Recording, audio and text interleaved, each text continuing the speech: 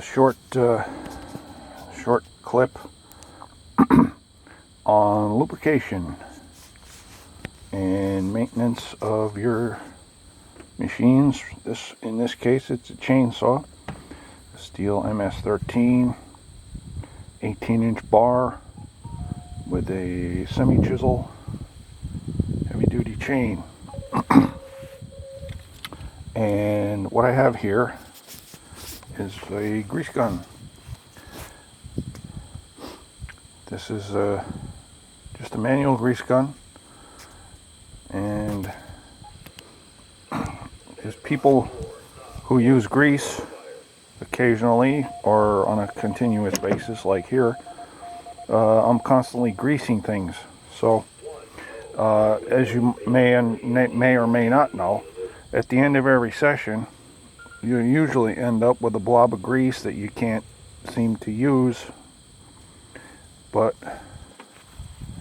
I use it and I save my blobs of grease. You may ask, why would this man save his grease? Well, it's a very good reason, and you'll have to excuse the radio in the background. I monitor 2 meters when I'm out here, and what I'm doing here is between sharpenings, every now and then, like every 2 or 3 sharpenings of the saw, because when I cut wood, it's usually in massive amounts like this. It takes about 3 weeks or a month to buck up a load of wood like this, sufficient to carry me through the winter. Anyway, these trioxle loads always contain great quantities of mud and dirt and rocks. And I'll show you real quick what I'm talking about. And here's a good example. No, that's not a good one.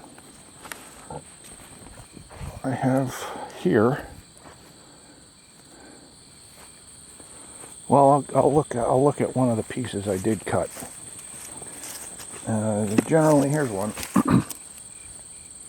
They when the loggers cut their trees, 9 times out of 10, the logs, when they go down and they're limbed out, they usually sit there in the dirt for a while, and the rain and everything creates a lot of mud. And when the harvesters come in to pick up the logs and load them up and transport them, they dragging them here. These logs here, they have a very, very fine silty mud. There's a Mr. Grasshopper. They have a thin film of mud, sometimes even gravel, embedded in the bark, and so you need a heavy-duty chain with substantial teeth. But as a result, I'm constantly touching up my chain, and for that I use your standard sharpening file, and it's always hella handy to have this handy dandy wrench to take things apart. But anyway, occasionally you need to lubricate this little bearing here, and there's no source of lubrication for that bearing. It doesn't come from any place, so you have to do it yourself. You have to do it manually, and that's one of the reasons why I keep grease like this on hand. You just take the grease, and you either dip the bearing in the grease, or you take, as in this case, you just take the little bit of grease and you grease up your bearing. And there's a multitude of uses for the grease on throttle cables of machines like snow blowers and bearing surfaces, a multitude of bearing surfaces on a machine, and that's why I keep the grease. And so, but anyway, this is just one little tech tip for you homesteaders out there. I hope it helps. I know it worked for me. I'm basically, you got to keep your stuff greased and lubricated. Otherwise, you're going to be traipsing all over the creation. Like I'm out here in the country.